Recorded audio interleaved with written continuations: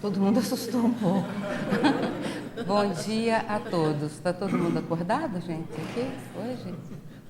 Nossos tertulianos? É assim mesmo, eu que abro, né? Não tem mestre cerimônia, não. Mestre cerimônia sou eu mesmo. Então, sejam muito bem-vindos à nossa tertúlia. O número da nossa tertúlia é o 81. É o 81. Então, hoje, 28/1/2018. Então, o 8 e o 1 hoje estão com tudo. Nós trouxemos aqui, primeiro eu gostaria de agradecer o convite do nosso colega Alexandre Zaslavski, porque ainda foi na gestão dele que eu recebi o convite para apresentar esse trabalho.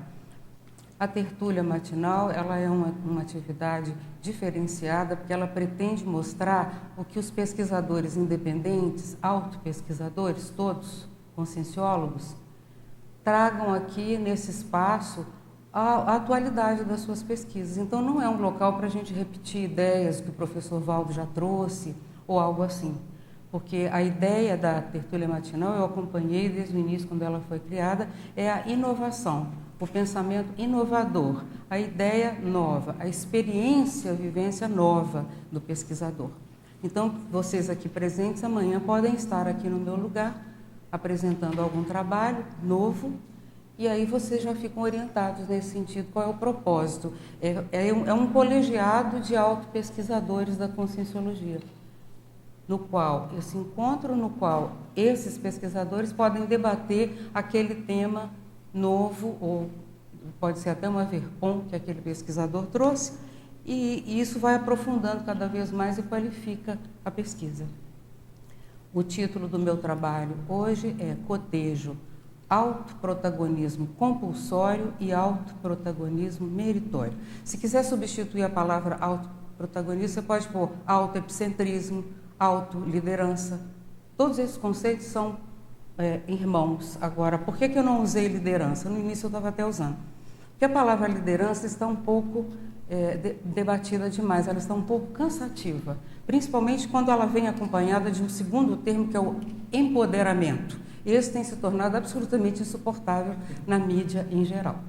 O empoderamento daqui, o empoderamento de lá, o empoderamento... Então, uma palavra que caiu no modismo popular. Nós temos muito isso no Brasil e em qualquer país. Uma coisa cai no gosto do público e as pessoas começam a repetir incessantemente aquele contexto. Como é que está o som aí para vocês? Está dando eco? Dando um pouquinho de eco?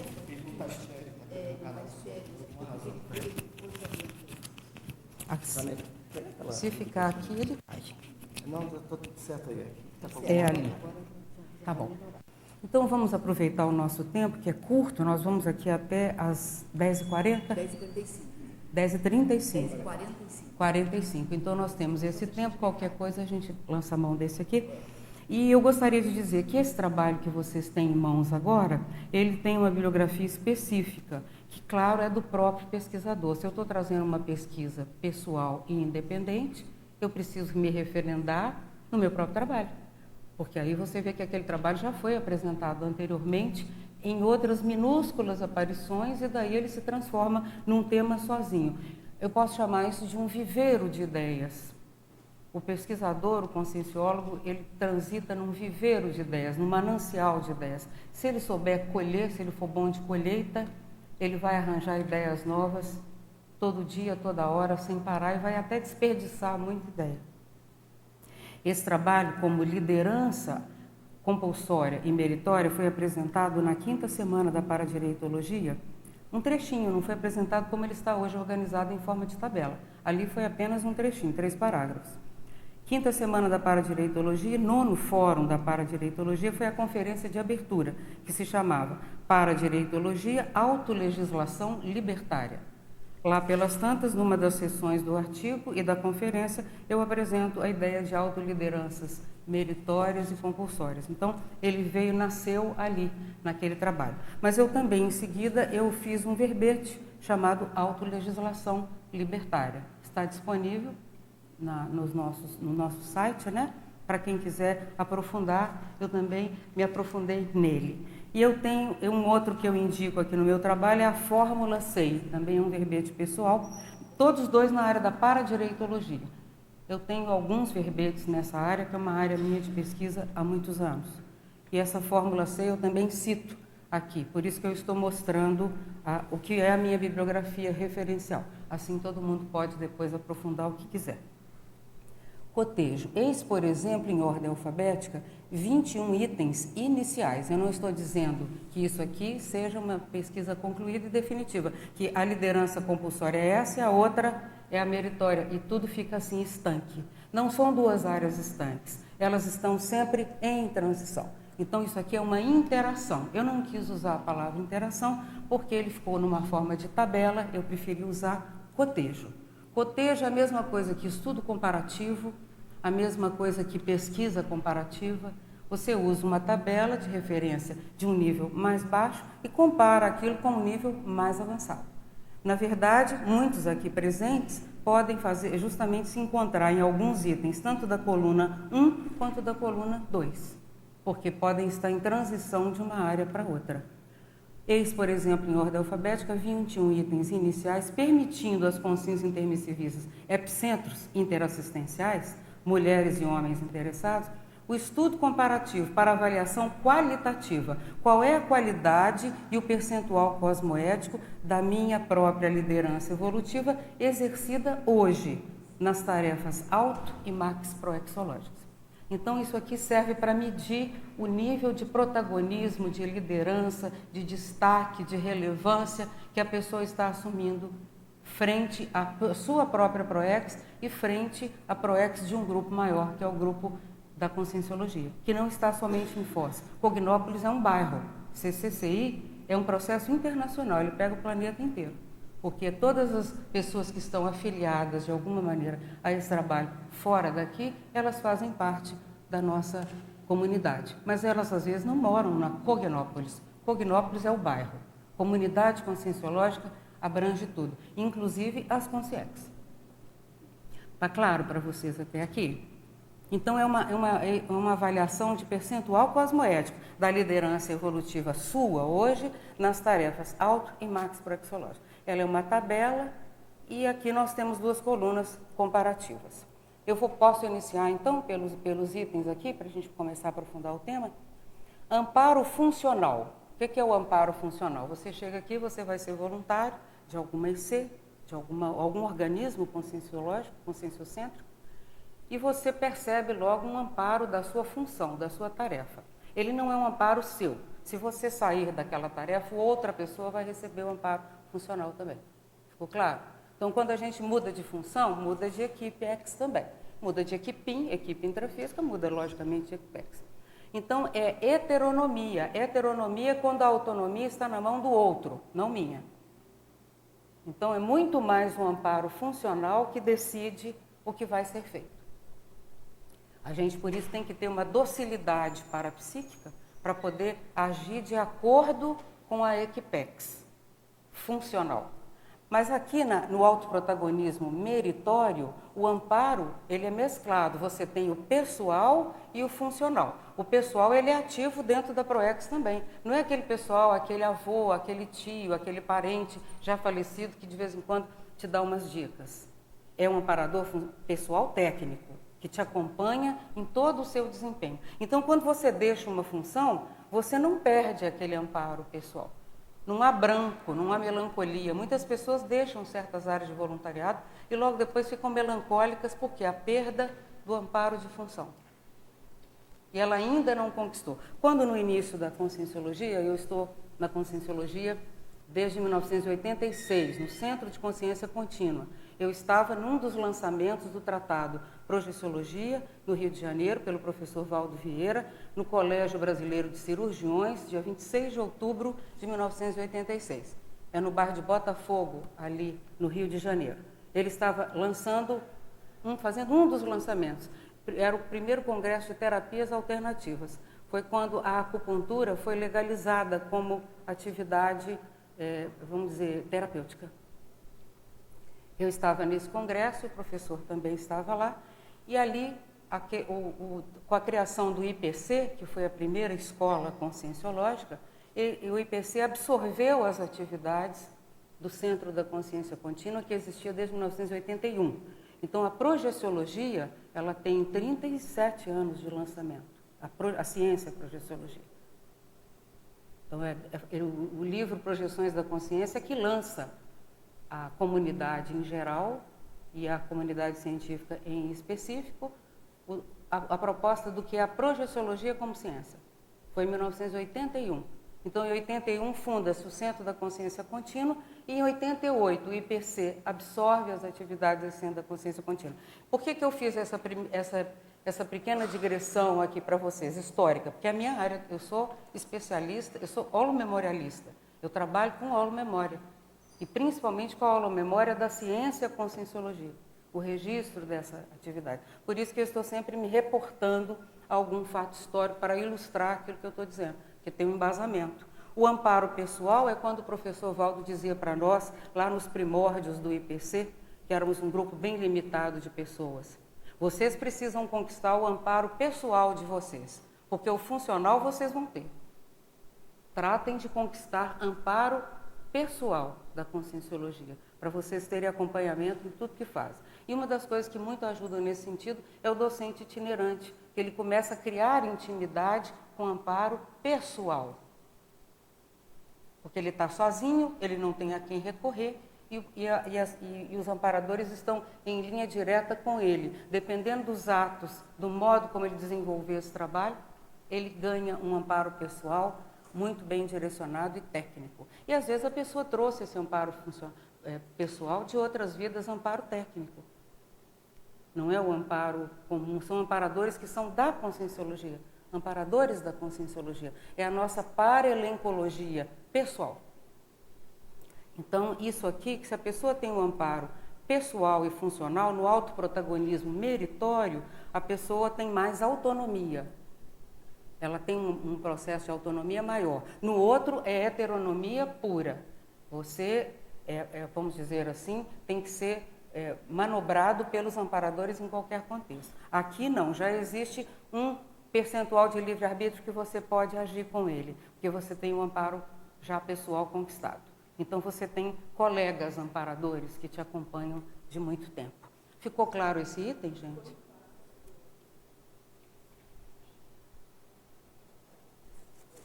Oi. E quando que passa do compulsório para o meritório? É uma escolha pessoal ou é só quem está na conscienciologia? A sua validade, qual é a sua FEP? Tem ponto somado na sua ficha evolutiva pessoal? Você já era do esclarecimento, antes de mesmo de ser intermissivista, você já tinha pendor, inclinação, tendência, atares?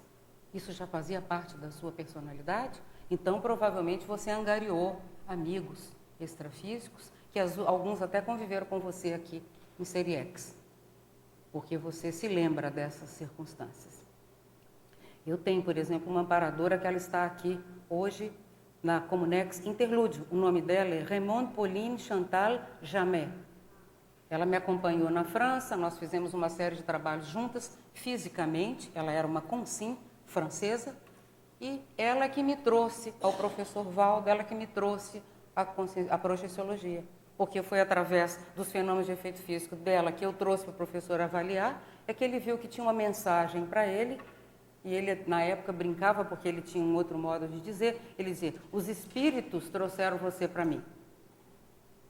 Ou seja, aquelas concierges amigas trouxeram, os acompanhantes da Madame Chantal, meus próprios, da França, é que me trouxeram para a conscienciologia e a projeciologia.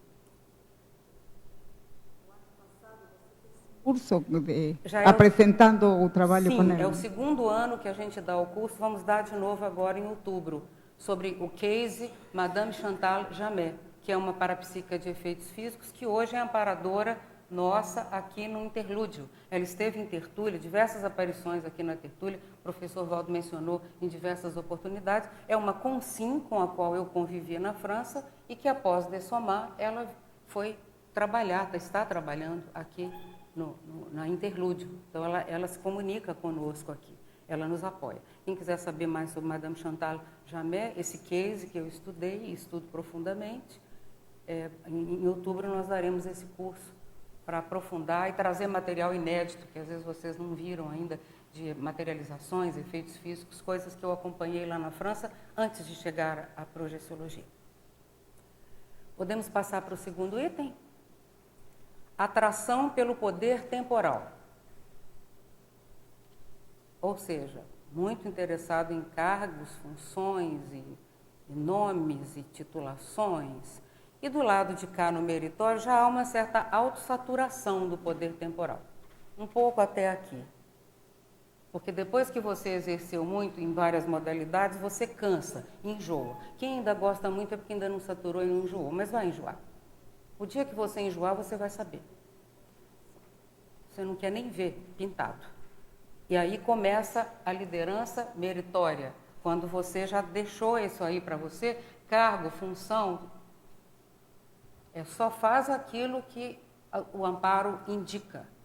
As tarefas são todas pontuais, específicas, prioritárias e não se vai a pequenos, não se faz nada varejo, tudo no atacado. Então, autossaturação. Como é um cotejo, a gente pode ir se perguntando até que ponto nós estamos liberados nesse item, no nosso trabalho, na nossa função na SOCIM, e mesmo dentro da conscienciologia, cargos, funções, lideranças, até quando isso te atrai, te fascina, te embriaga, te leva ao êxtase.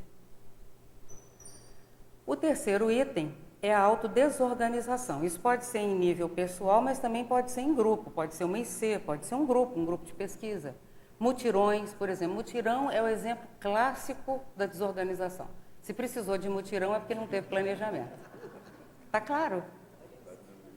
Muito bem, todos à frente, bandeira, vamos levantar essa bandeira, vamos consertar. Faz aquele movimento. No dia seguinte está todo mundo pregado, morto, exausto, nunca mais aparece. Isso não funciona, isso é coisa de criança. Mutirões, entropia e intrusões. Só trabalha na base do empurrão coletivo. Na auto-organização, o planejamento é que é o facilitador do desassédio, tanto pessoal quanto do grupo. Se a gente consegue se autodesassediar, a gente tem mais facilidade para desassediar um grupo. E isso não exclui a hipótese do mutirão. Há aqueles mutirões sociais muito úteis. Vamos levantar a casa do fulano aqui no bairro que o telhado caiu. Beleza, ninguém está contra. Está tudo certo. Agora, mutirão em tarefa proexológica, por favor, poupe-me. Nunca vi uma que depois tivesse continuidade. Não conheço. Todas... Então, parece aqueles cursos de motivação que as empresas contratam, que vai um animador de auditório lá para frente, psicólogo, sei lá quem, e vamos lá, agora, vamos atravessar a ponte, aí brinca que um é o camelo, o outro não sei o quê, aquelas coisas de criança. No outro dia, a motivação, segunda-feira, você ouve até o barulho da motivação que acabou de cair. Vocês conhecem isso, gente? Então, o autoprotagonismo meritório, ele dispensa esse tipo de contexto, porque ele tem um planejamento, uma organização. Não se vive aos trancos e barrancos, fazendo coisas que a gente nem sabe se era aquilo que era a prioridade. Posso ir adiante? O número 4 é a autogesconografia.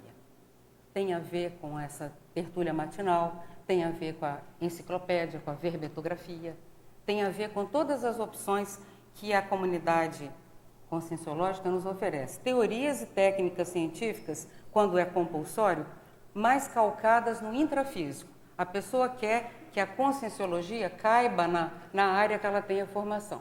Não cabe. O grande não cabe no pequeno. O pequeno é que cabe no grande. Então, a gente tem que saber bem fazer essa condição. Por isso que a gente, não, quando vê hoje assim, uma conscienciologia psicológica, a conscienciologia eletronótica, a espírita, a conscienciologia mística, a conscienciologia de administração de empresas, é quando tentam pegar o grande e colocar dentro do pequeno. Não cabe, o pote vai estourar. É o contrário do sapato da Cinderela. Então, vejam bem, é bem importante esse fato. Teorias e técnicas científicas intrafísicas e eletronóticas, heterocitações e repetições mais do mesmo. Plágios, cópias descaradas de coisas que já existem, copia e cola do Wikipedia, essas coisas que a gente vê por aí. A pessoa ainda está no autoprotagonismo compulsório, ela está sendo empurrada para aquela condição para ela aprender coisas diferentes, para ela deixar os velhos hábitos. Se ela está no autoprotagonismo meritório, a autogesconografia, teorias e técnicas científicas, autoparapsíquicas, erudição conscienciológica verponística, é a cultura parapsíquica e a autopesquisa científica.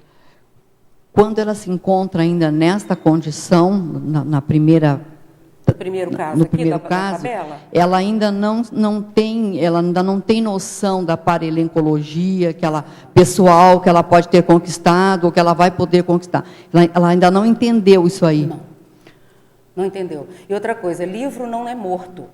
O livro não é morto, mesmo que o autor já tenha dessomado. Quando você está lendo o livro, você está conversando com o autor daquela área, e ele está vendo, ele está participando junto com você, na maioria dos casos. É muito séria essa questão de heterocitações e repetições, mais do mesmo, não ir a fundo para saber quem criou aquela teoria pela primeira vez. Onde apareceu aquela ideia? Eu tive a inspiração máxima, magna, e é a primeira vez no universo que aquilo aparece. Claro que não. Já teve gente que explorou aquilo. É chato, porque a pessoa apresenta como uma coisa muito inovadora, você vai ler, tem trocentos mil trabalhos que a pessoa desconhece antes de apresentar o trabalho dela. Então, ir a fundo nas coisas para não passar vexame, o vexame do plágio, por exemplo. Isso leva a uma descontinuidade na autogesconografia. Enquanto o lado de cá, ele cada vez motiva mais a pessoa a produzir, porque ela tem uma continuidade, ela tem uma motivação natural. São as alegrias do mental soma. Essas pouca gente conhece. Verdade, Laurentino? As alegrias do mental soma, elas são inenarráveis. Não adianta explicar, que a pessoa só vai entender o dia que ela chegar lá. Podemos seguir? Vamos para o item 5. Conflitos pessoais diversos. A pessoa está no protagonismo compulsório, ela foi empurrada para aquela função, tá? Ela não tem alternativa, porque tem ela ou ela. Ela não pode falar sim ou não, ninguém teve opção. Só tem você, vai. Isso chama autoprotagonismo compulsório. A gente tem que ir no tapa. E, geralmente, esse tipo de liderança, quem precisa da experiência é o líder, muito mais do que os liderados. O líder precisa. Geralmente é equilibrado, mas às vezes não. Às vezes o líder precisa muito mais, ele vai ser ajudado pelos liderados. Ele está ali para aprender um outro modus vivendi, um outro modus operandi, que ele não sabe. Então, ele está lá, ele pensa que chegou, abafou, mandou, não manda em ninguém, e está aprendendo. Ele foi ali porque ele precisa. É um tipo de exercício para ele. E ele não pode sair, e ele sabe que não pode, porque quando ele tenta, dá tudo para trás. Ele não consegue, ele quer, o pé está preso, tem uma bola. Não, mas eu já acho que já... Não, quando você estiver livre, os amparadores te informam. Quando você chegar no estágio da libertação daquilo, eles te falam, vai, você não tem nada a ver com isso, vai em frente, segue. Não precisa mais disso. Por isso que tem conflitos pessoais diversos, que estão envolvidos junto com as pessoas. Então, é uma brigalhada de líder com liderado, liderado consigo mesmo, líder consigo mesmo, líder com os... E aquilo não para, é um formigamento contínuo. Enquanto que aqui, a fórmula 6, gente, que está aqui como verbete, quem quiser depois citar aqui, olha, pode saber, é sobrepairamento, equanimidade e imperturbabilidade. É um verbete, chama fórmula 6, dentro da área da paradireitologia. Então, a pessoa está nesse contexto aqui aplicado. Ali naquele memorando também tem coisas bem interessantes para isso. A pessoa fica por cima, ela, num bom sentido, ela faz o sobrepairamento, ela procura uma linha horizontal, equânime, quer dizer, todos têm os mesmos direitos, e ela não se perturba com aquela função, porque aquilo ali está num nível de mérito. Ela está, vamos dizer, à vontade naquela função, se sente bem. Não tem constrangimento algum naquele contexto, se sente totalmente à vontade. Então, essa pessoa pode ser mais franca, mais sincera, não esconde o jogo, não fica sempre com uma carta na manga, porque isso é uma furada total. Carta na manga com autoprotagonismo, furadeira. Cai de 4. Por favor. Mano, aqui, nesses conflitos pessoais diversos, queria trazer uma teática só para elucidar, que fica bem claro para mim. A questão de uns 15, 16 anos atrás, eu tinha uma empresa e eu trouxe uma pessoa para trabalhar comigo, para ser meu sócio. inclusive era da família, né? Era um cunhado. E aí isso não deu certo. E aí houve um conflito para separar. Mas foi muito rápido, assim, coisa de um ano e pouco. E aí os anos se passaram, e aí houve rompimento de família, houve uma série de questões. Foi bem traumático. Aí quando a esposa dele, que é minha cunhada, a irmã da minha esposa, faleceu, dessomou, que aí começou a limpar assim, começou uma reaproximação da família. Nesse meio tempo ele abriu uma outra empresa concorrente à minha, no mesmo ramo e tal. E agora, passado 17 anos, a empresa dele está ruim, está numa situação ruim, e eles me chamaram para administrar essa empresa. Então, quer dizer, hoje eu identifico assim, lá atrás, alguma coisa, vamos dizer, nesse conflito pessoal, principalmente que me envolve, quer dizer, eu não fiz a coisa como deveria. Poderia hoje, ter feito melhor, vamos poderia dizer ter feito assim, melhor, né? É exato. aquele auto-imperdoamento. Auto-imperdoamento é, eu sei que posso fazer melhor, por isso que está tendo a outra oportunidade. Então, hoje, essa oportunidade de tentar ajudar a limpar e saber a hora de sair, né? Que daí talvez transita para o meritório. Sim, quando você na fala hora assim, que você paga o pedágio. Isso. Pedágio é um conceito, acidente de percurso é outro, tá, gente? São coisas completamente diferentes. O pedágio é o que falta para você quitar. O acidente de percurso é não se mexa. E se você mexer, vai cair na sua cabeça. Isso é completamente diferente. Você vê que no seu caso você poderia ter feito a escolha, ajudar ou não. sim. Mas a gente sente pelo amparo pessoal que ali você ainda tem uma quitação. É o seu pedágio, é natural. Você faz de bom grado, você não acha que você está aos empurrões, não reclama todo dia, você vai lá e cumpre a sua parte do contrato. Então, esses conceitos, o conceito de acidente de percurso e de pedágio, precisam ficar bem claros. Eles são, assim, visceralmente diferentes. Um é o que falta para alcançar a nota. O outro, você ainda está com muitas dívidas, tem bola de ferro no pé, o processo da interprisão ainda está quicando em volta de você. Ainda não liberou. Tá claro, gente? Esse exemplo foi bem ilustrativo aqui para nós, veio bem a calhar, Arnaldo. Vamos ver o item 6. Corporativismo, acobertamentos mútuos. Problemas com a heterocrítica. O líder recebe uma crítica, os liderados todos se põem a favor dele para defender o grupo. Vamos agora, avante, com a flâmula do bem. Aquela tropa de militantes, todos lá, acobertando o erro do líder. Eles brigam entre si, mas se alguém de fora joga uma pedra, é guerra. Já viram famílias assim? Já viram empresas assim? Vocês conhecem outros grupos também? Vocês acham que no meio científico também tem isso? Vocês acham que no nosso meio tem isso? Não, todo mundo intermissivista, furando o céu. Que isso? Vira essa boca para lá, cruz credo, bate na madeira. Por favor, vamos deixar a ingenuidade de lado, a situação é muito mais séria do que a gente pensa. Quer comentar alguma coisa, Marlene? Não, queria sim, Malu, que você aprofundasse assim, eu acho muito importante a gente ver, né, a situação do país que a gente vive hoje, por causa disso, né, a questão do corporativismo, eu trabalho no judiciário. Gritando alto. E eu acho importante você falar assim no nosso meio, no meio científico também, eu penso que ainda existe ainda os resíduos, porque é a liderança do passado, né, que ainda são lideranças insiste do passado em aflorar de alguma forma no nosso ego. Acho que vale a pena você aprofundar. Sim, a conscienciologia não precisa de ICs. Quem precisa de ICs somos nós. Quem precisa de hierarquia? Nós. Quem precisa de grupos? Nós. Aquele grupo da não sei o que vai para aquela IC. Aquele outro grupo da não sei o que lá vai para cá. Aquele terceiro grupo é de cá. E a pessoa pensa, está abafando lá dentro. Show!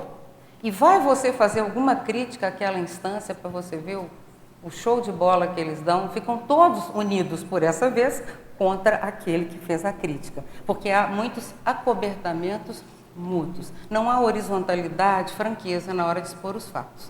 Então não adianta criticar o fulano, o beltrano ou a instituição, mude você. Se você mudar, todos vão perceber. Você já não fala a mesma língua, a sua TARES subiu de tom, subiu de qualidade. Então a TARES sobe de qualidade quando a gente fala francamente o que precisa ser dito, com delicadeza, educação e vivência e lastro pessoal. E outra coisa, você não está envolvido em nenhum processo, não tem ganho algum com aquilo, não tem nada a ver com aquilo. Você está fora, você não está defendendo nenhum tipo de instituição, e muito menos você. O que te defende? O seu trabalho. A nossa defesa é o nosso trabalho, é a nossa produtividade. A gente olha e fala, trabalhei hoje, fiz isso, fiz aquilo, eu estou produzindo, eu estou caminhando. Então é isso que nos resguarda. O resto fica. Depois de um determinado ponto da vida, eu estudo conscienciologia vivencial, prática, há 32 anos.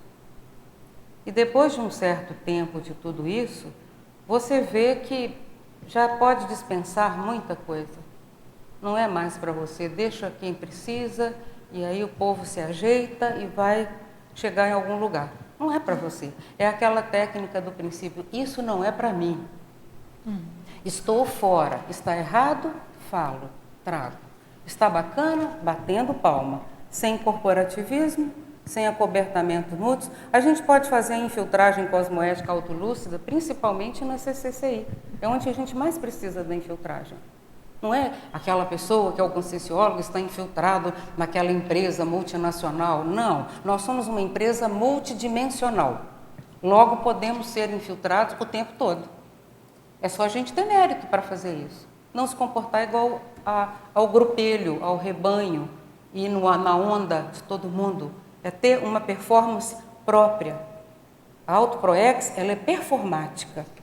Performance vem de desempenho. Então, você pode fazer autoproex com alto desempenho, alto nível, e sem precisar de corporativismo, de acobertamento, usando muito mais a infiltragem cosmoética. Tá bem, gente? Obrigada, Malu. Beleza? E você, quer falar? Pode falar. Da tua experiência, já que você tocou aí na questão do grupo, quando uma pessoa, ela vê assim, o grupo não me entende, da tua experiência, eu sei que é difícil, porque cada contexto vai ser, né, vai ter que analisar dentro daquela situação. Mas o que você vivenciou até agora? Você percebe quando a pessoa se sente incompreendida dentro do grupo, é o grupo que não está entendendo ou é a pessoa que ainda não caiu a ficha? Ou é difícil que a pessoa ainda está precisando muito do reconhecimento do grupo, porque do momento que você percebe que você está mais maduro naquele contexto do que o grupo, se você fosse o mais maduro, você não faria esse tipo de observação. Entendeu? Quem é o mais maduro dá o exemplo. Então, o mais maduro, ele compreende. Ele compreende a faixa evolutiva daquele grupo, daquelas pessoas, de quem quer que seja. Ele sabe que aquela faixa, dentro daquela sintonia, daquela frequência, eles estão corretíssimos. Mas você saiu, você está fora da curva. Quem está fora da curva tem que observar se é por distorção, dissonância, vamos dizer, má qualidade de trabalho em grupo, ou se realmente é pela maturidade que você está vendo alguma coisa de mais avançadinho. E se está, você não sente frustração. Você cai fora. Deixa o povo. Deixa. Quantas vezes aqui o professor Valdo assistiu dessa mesma cadeira, festivais de imaturidades, posturas totalmente antagônicas. Os cães ladram, a caravana passa. Isso é a fórmula C, é o sobrepairamento, imperturbabilidade e equanimidade. Todo mundo tem o direito de errar, inclusive eu. Todos. Fica todo mundo liberado.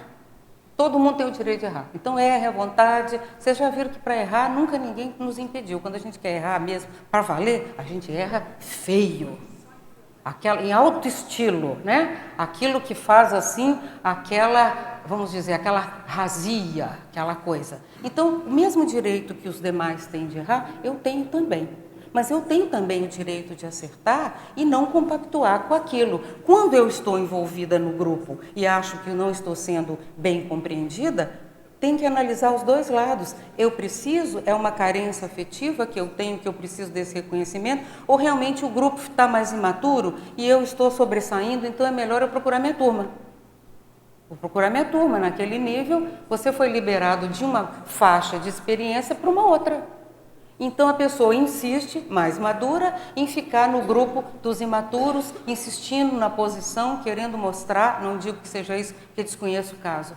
Não adianta, a gente está perdendo tempo. Se a pessoa é de fato mais madura, ela sente isso com naturalidade. E ela vai perguntar para os amparadores. Eu falo, eu não tenho vida, a minha vida depende do colegiado dos amparadores. O que eles falarem, Malu, é lá, eu vou. Não pestanejo, quero saber. É para cá, Malu, vamos para lá, então é lá que eu vou. Não pestanejo. Mas eu saio na hora que eu estou liberada. Pode ir, que aqui você não vai mais acrescentar. Quando é que um relacionamento termina? Quando você já não está acrescentando mais nada. Não pode ajudar aquela pessoa num nível melhor porque a pessoa não quer. Você já usou todo o seu repertório, cadastro de soluções que você tinha. Não conseguiu nada. Ué, gente, então eu estou fora da curva. Se eu estou fora da curva, eu não posso cobrar de quem ainda está envolvido um nível de maturidade que a pessoa não está nem entendendo. Eu era assim mesmo, sabe, Maria Eugênia? Eu tomava as pessoas por mais maduras que elas eram. E eu tratava no mesmo patamar e cobrava também no mesmo patamar. Até que um dia eu percebi que nem todo mundo tem a capacidade de observação que eu tenho, o lastro de vidas e vidas que eu tenho. Então, vai ter que muito chão, muita rodagem, muita estrada para aquela pessoa começar a entender o que eu estava falando.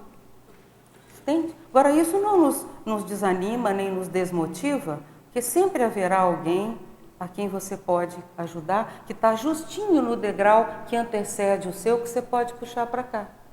Mas aquele que está aqui, você não consegue pôr ele em primeiro lugar. Não tem.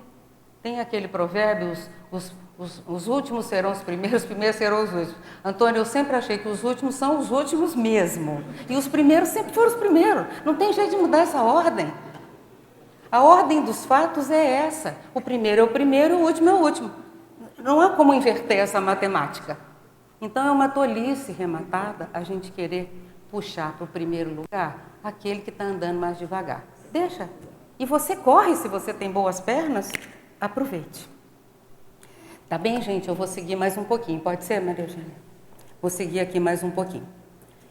Dependência de cargos e funções. Independência de cargos e funções. O infiltrado sabe muito bem o valor disso aqui. Às vezes você está lá na rabeira, às vezes você é o suplente, às vezes é o último, os últimos serão os últimos. E você fica muito confortável naquela posição, que é onde os amparadores tipo zero. Ó, que beleza! É lá mesmo que é para mim, é a minha cara.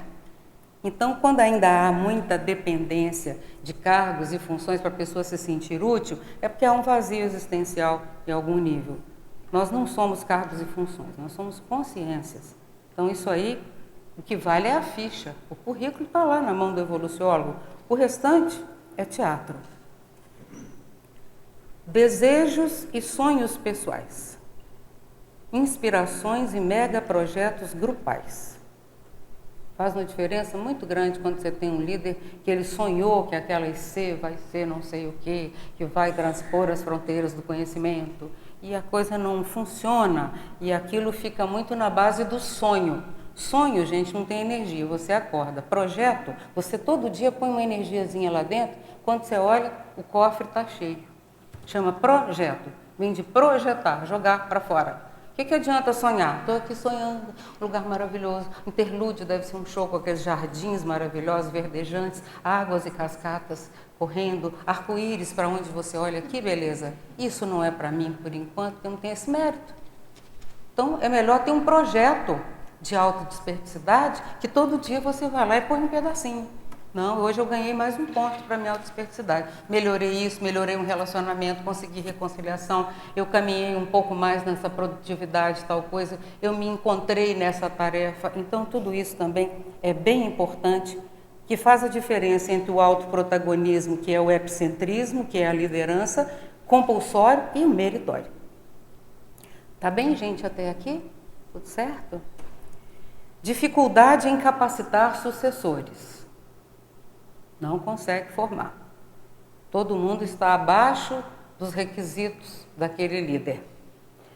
não sabe formar, não sabe dar a formação ou fazer a instrução, ou seja lá o que for. Muito, é a cara. Dificuldade em capacitar sucessores. Capacitação natural de formar sucessores. Quando o objetivo do protagonismo é formar pessoas melhores do que você, mais capacitadas do que você, é um trabalho infinito, que você vai passando o conhecimento, vai ajudando aquela pessoa a crescer, ou aquelas pessoas a se desenvolverem. Uma das coisas mais inteligentes que eu acho que eu fiz nessa série X foi ter criado o primeiro curso de formação oficial de agentes retrocognitores, professores de conscienciologia. Eu formei, não pessoalmente apenas, mas com um grupo. Janete estava até me acompanhando, representava aqui no Sul, né, Janete? Formamos quase 500 professores, entre professores de ECP1, professores em geral, ralando por aí afora. Então é uma satisfação, vamos dizer, inigualável você ver o crescimento de uma pessoa. Ela aparece lá depois numa dinâmica. Eu sou fulano, lembra de mim? Pois é, estou aqui, já sou professor, escrevi um verbete, estou assim, estou assado. Eles me dão muito, vamos dizer assim, os meus ex-alunos me dão muitas alegrias, porque eles vivem me trazendo progressos. Toda hora eu recebo algum relato de algum progresso daquelas pessoas. Então, isso aí capacita a pessoa também no sentido da afetividade. A pessoa se sente bem, se sente feliz, se sente recompensado porque o outro cresceu. Então, o maior reconhecimento que a gente tem é quando o outro cresce. É sinal que o seu exemplo frutificou de alguma maneira. Faz sentido isso para vocês? Não precisa forçar a barra com nada. É uma condição natural. Dissonância autocognitiva notória quanto ao paradigma consciencial. Você vê que a pessoa tenta enxertar uma coisinha daqui, uma coisinha dali, puxa um pouco a brasa para cá, manda um cartãozinho de Natal desejando que o menino Jesus tome conta de você. Tudo isso acontece. Dissonância autocognitiva é quando a pessoa tem a tendência, eu acho que tendência é muito mais complicado que trafar. Trafar você sabe o que é, aquela desqualidade. A tendência é uma insinuação, é uma inclinação. Tem em francês uma palavra que eu gosto muito, penchant, quer dizer que você tem uma queda por aquilo. Volta e meia tem um saudosismo de alguma coisa da Socin, de algum tipo de prática religiosa, mística ou eletronótica. Isso é muito comum no nosso processo. Então é uma dissonância autocognitiva notória. E a coerência autocognitiva notória quanto ao paradigma consciencial. Eu costumo dizer que a conscienciologia é um estilo de vida. Ademais de uma ciência complexa, ela é um estilo de vida. Você aplica se você quiser. Você não precisa frequentar nada, você não precisa participar de nenhum grupo específico, se não quiser, mas você tem um estilo de vida conscienciológico. Tudo seu transparece conscienciologia. Ou seja, harmonia, o modo de ser, o modo de falar, o modo de se vestir, o modo de comunicar com as pessoas, é um modo conscienciológico. Então, você não está no modo avião, você está no modo conscienciológico. Vamos mudar para o modo conscienciológico, isso aí é uma boa. Então, a coerência autocognitiva, ela fica notória. Ninguém sabe o que você faz, mas as pessoas te dão pedido de TENEPS, por exemplo, em qualquer lugar. A pessoa não sabe nada a seu respeito, te viu, te conheceu. Olha, eu queria te fazer um pedido, não sei o que é, mas eu tenho um problema, fulano assim, blá, blá, e a gente pergunta, você quer me dar o nome da pessoa, o endereço dela? Não é porque eu vou na casa dela, é por causa do trabalho de assistência que você acabou de me pedir. Claro, então. A pessoa não sabe, mas você está fazendo um trabalho. Então, é uma coerência autocognitiva que a própria psicosfera, a holosfera da Consim, ela transmite isso a cada momento onde ela está, principalmente quando ela não está no ambiente conscienciológico. Não há dissonância entre o comportamento dela, a linha de expressão, de manifestação dela não é incoerente quando está em outro ambiente. A fala é a mesma, o modo de pensar é o mesmo, da mesma forma. Ela se sente à vontade, em casa, no paradigma consciencial. Essa expressão espaço de manobras é da área da diplomacia. É quando é mandado aquele diplomata para aquele país que está em conflito com um outro, ele então vai fazer vai abrir o espaço de manobras, ele vai tentar encontrar o princípio, um coincidência opositório, aqueles que estão opostos, ver se eles têm um traço em comum, e através desse traço se constrói uma ponte de confiança. É isso que a gente está dizendo aqui. O espaço maior de manobras cosmoéticas. Você não precisa mais da cotovelada no grupo Karma. Você tem um espaço de manobras que o respeito daquelas pessoas por você, que você inspirou, está presente. Isso amplia o nosso espaço de manobras. Mesmo que a pessoa seja um evangélico, o outro é espírita, o outro é um bandista, o outro é não sei o que acontece nas melhores famílias e nas piores principalmente. E a gente está ali, tem um espaço de manobra garantido, cosmoético. Pode falar tranquilamente, traz sempre que possível o seu ponto de vista, sem forçar a barra com ninguém. Eu só convidei pessoas da minha família para participar em alguma condição minha, quando era uma coisa assim mais social. Ah, vai ter tal, eu estou na cidade, minha família é daquela cidade, então olha, vai ter tal coisa assim, quer ir? Tal. Pronto. Mas não tem nenhum tipo de, vamos dizer, de doutrinação, de forçar a barra, nada. Então, todos respeitam o que eu faço. E quando passa um aperto, adivinha se pede a TENEPS? Minha santa TENEPS me acode. Vai dar um jeito lá para mim, que a situação aqui está pegando fogo. E você, com a cara mais boa do mundo, se a gente pode dizer isso, vai lá e faz. E o seu espaço de manobras fica preservado. Malo. Não fala, viu? Te falei. Você poderia pois não. Fala. Ampliar o espaço de manobra do ponto de vista extrafísico? Posso sim. Você é chamado para aqueles encontros, aqueles rassemblements, que é o encontro, aqueles encontros maiores extrafísicos, de pessoas que, por exemplo, nunca vieram aqui.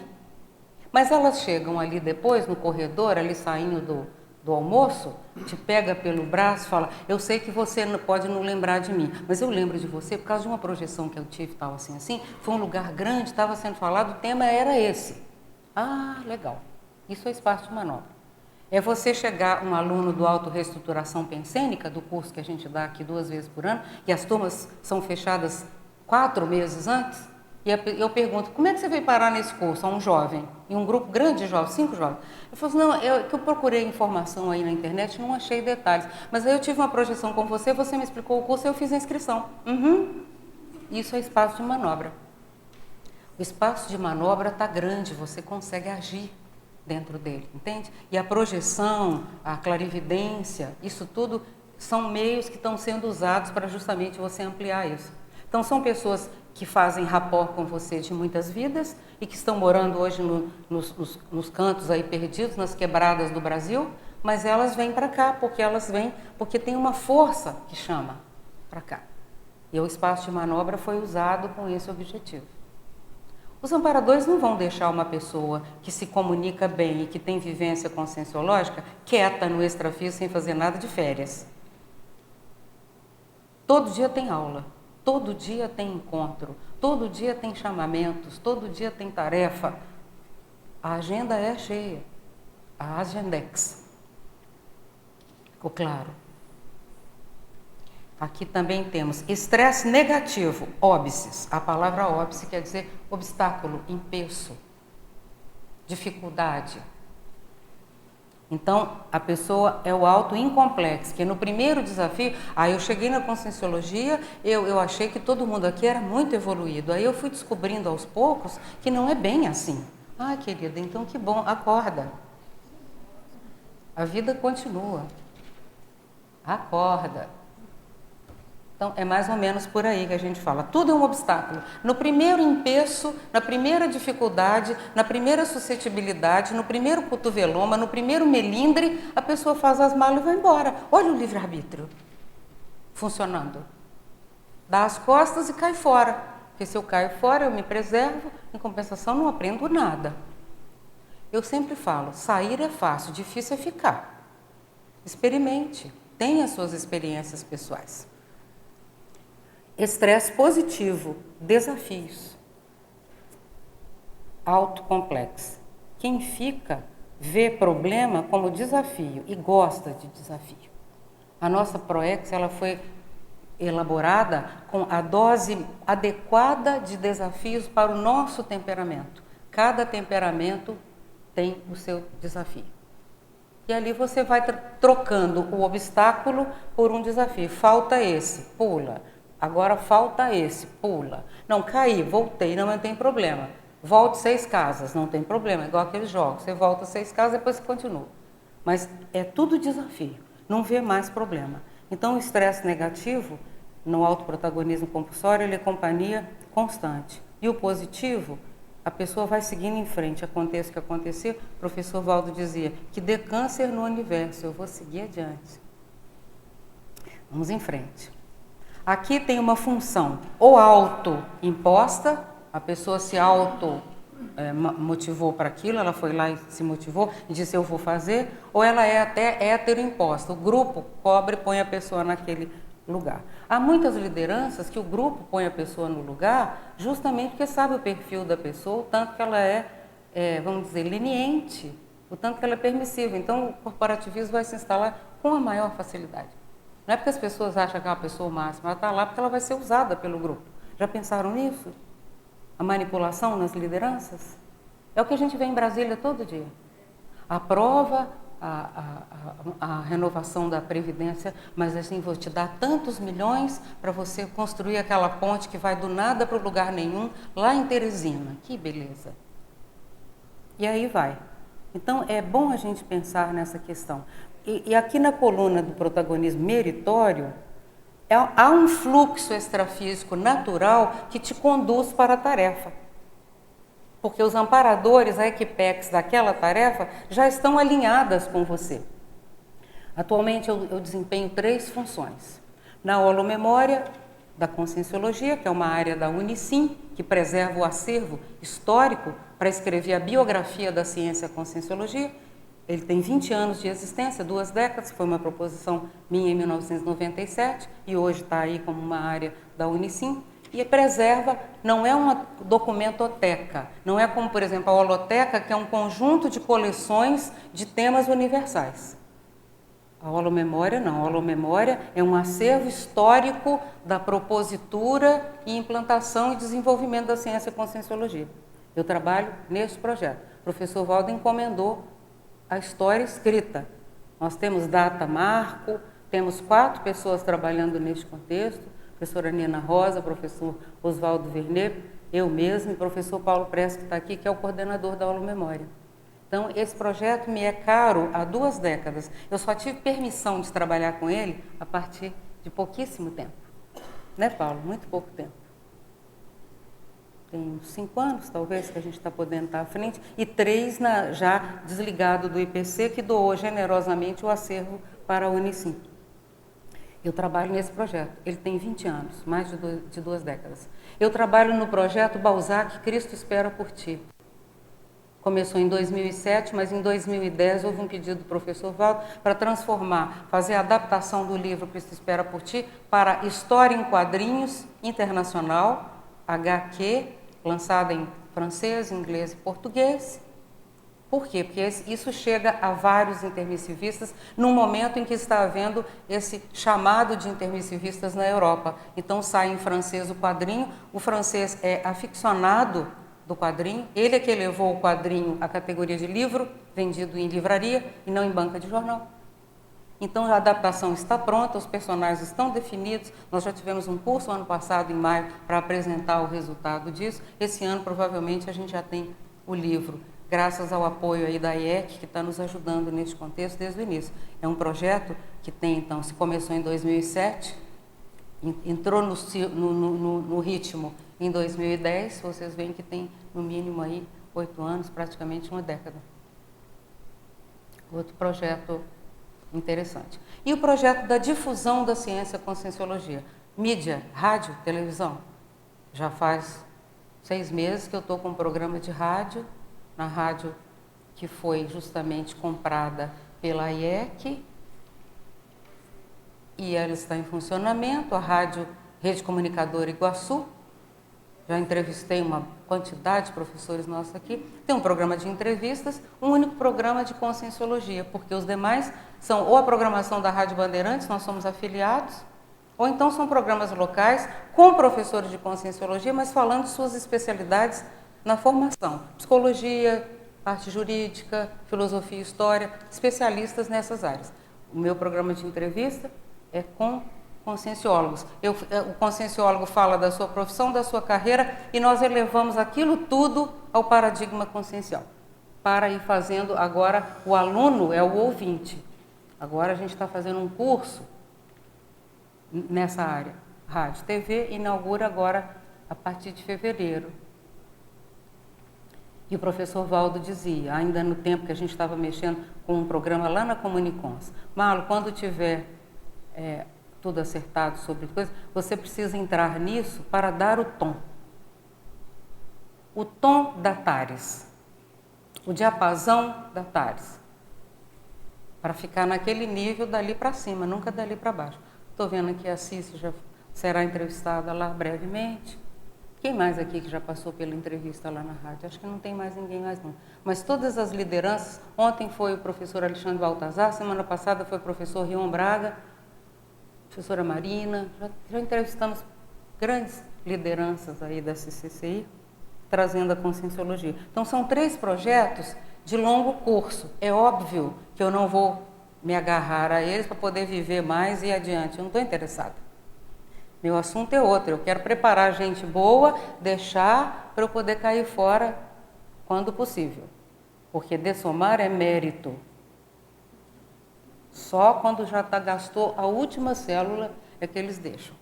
Então não é para já. Se a pessoa está produzindo, é melhor ela estar aqui do que ela ir para lá, às vezes, e depois voltar emburrecida, aquele bebezinho lindo, cor-de-rosa, com as bochechas, totalmente idiota, até pelo menos 18 anos de idade, que é um estado alterado de consciência, não é uma idade. Viu como é que é a situação? Esse é o meu colega, mas ele está disfarçado de menino, assim, mas ele não é assim.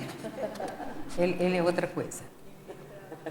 Ele está disfarçado, ele é infiltrado. Ele fez um corpo parecendo de menino para todo mundo pensar que ele é um menino, mas está longe disso. É, né? E você aproveita, vai aproveitando.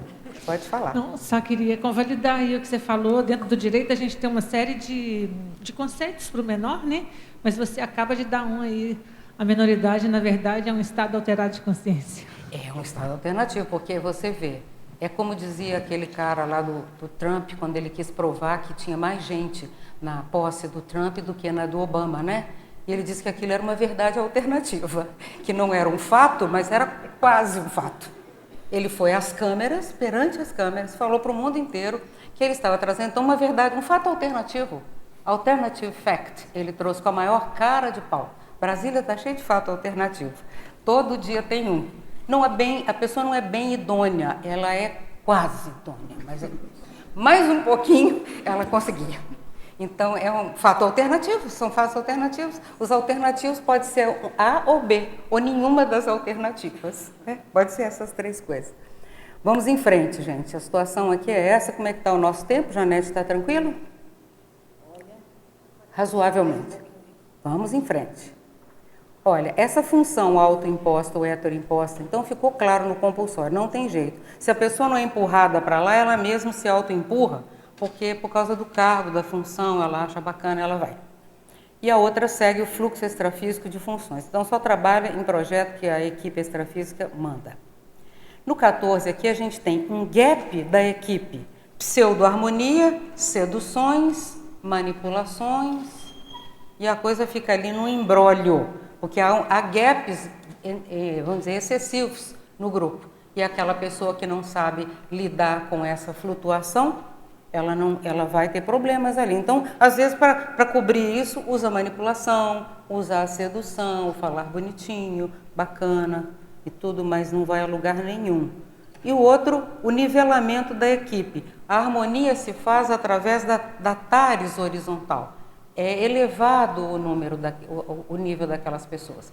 A média conscienciométrica, para um protagonista de peso e veterano, ele faz instantaneamente de um grupo.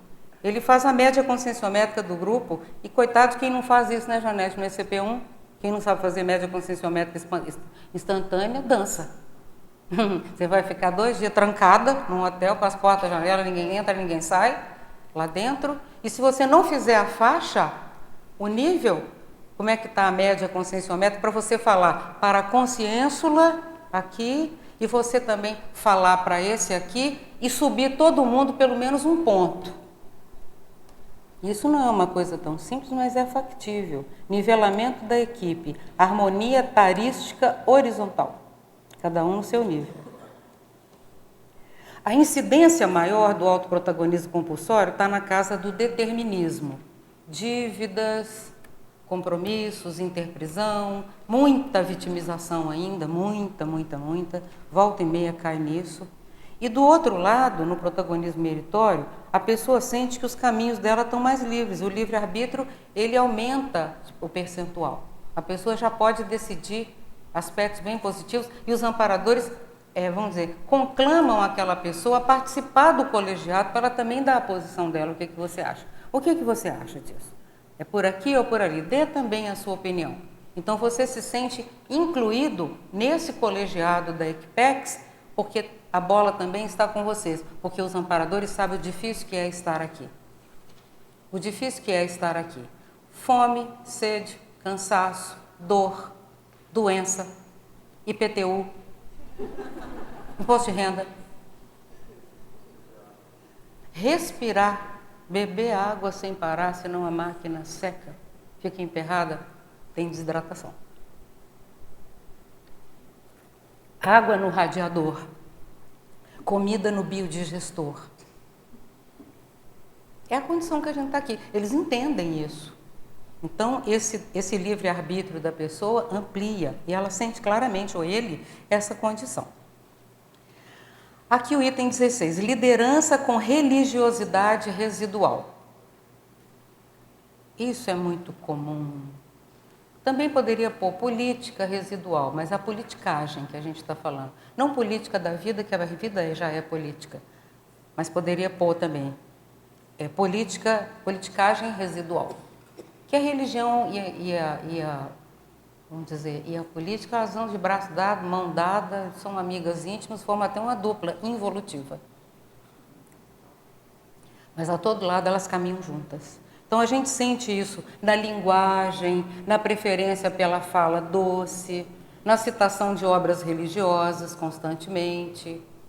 Não é só falar Nossa Senhora, meu Deus, não, vai muito além disso. Pode pedir que o menino Jesus te abençoe, por exemplo, no Natal. Isso acontece. Ou então é uma liderança universalista autodescrenciológica, não tem assunto tabu. Tudo pode ser falado. E falado, claro, você não está falando para criança, não é um bebê, você está falando para o intermissivista. É claro que falou a verdade, perdeu a amizade, mas vale a pena. Não é perde a amizade e não perde a piada, não. Perde a amizade, mas está a favor da cosmoética. Foi aquilo que você precisava dizer, foi dito. Se a pessoa não recebeu bem, paciência, o que você vai fazer? Não é estupro evolutivo, porque é sem vergonhice da pessoa, em muitos casos.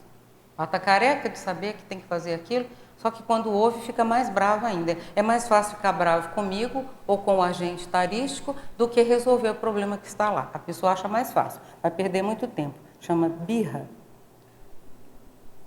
Aqui, mais patologia para assistência. A pessoa está sempre trabalhando no limite, por causa da parte extrafísica. Quer dar um passo à frente, o mundo cai na cabeça. Vocês acham que é fácil a gente chegar aqui com um tema desse e estar aqui discutindo com vocês, como se nada fosse?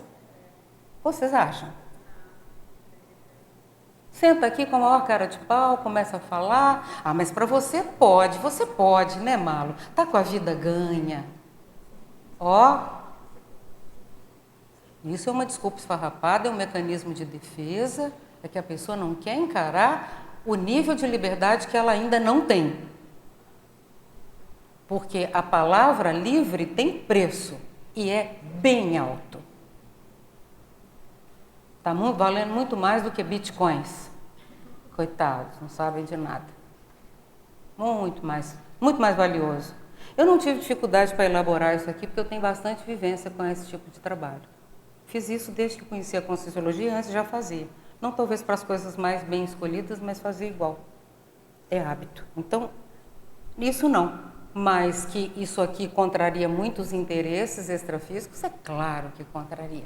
Ainda mais para ser trazido assim, ao léu. Não é bem assim. Tem preço. Quer conquistar a sua liberdade? A palavra livre, o pensamento livre, a exposição clara, a liberdade de expressão?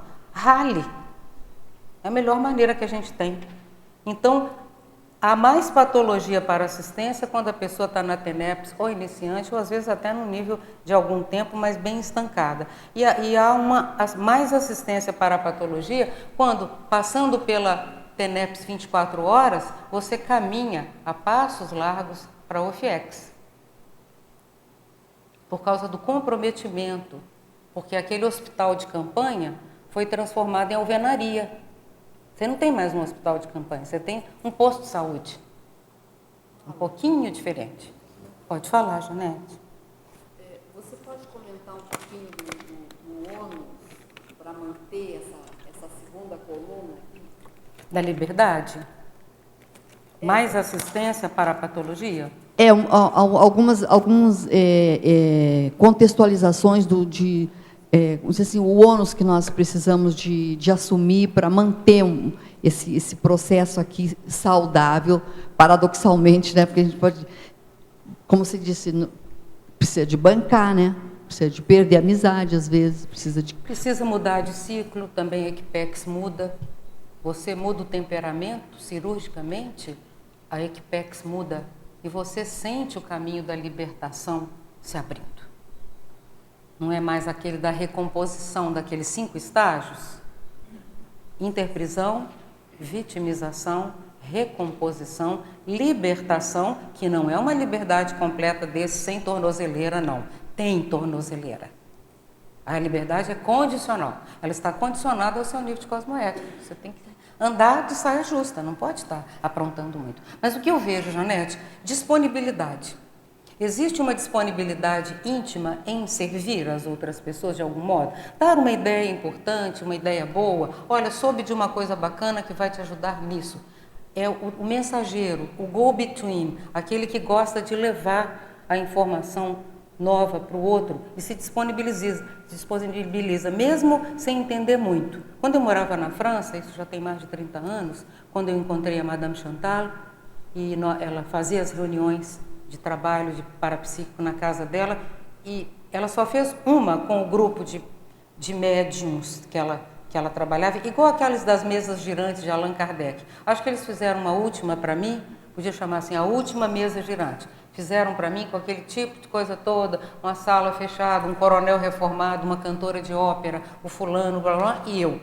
Aquilo que aparece nos livros que a gente lê, eu assisti esse negócio lá. Mas a Madame Chantal só fez essa reunião por causa de mim, que ela queria me mostrar o que acontecia na casa dela.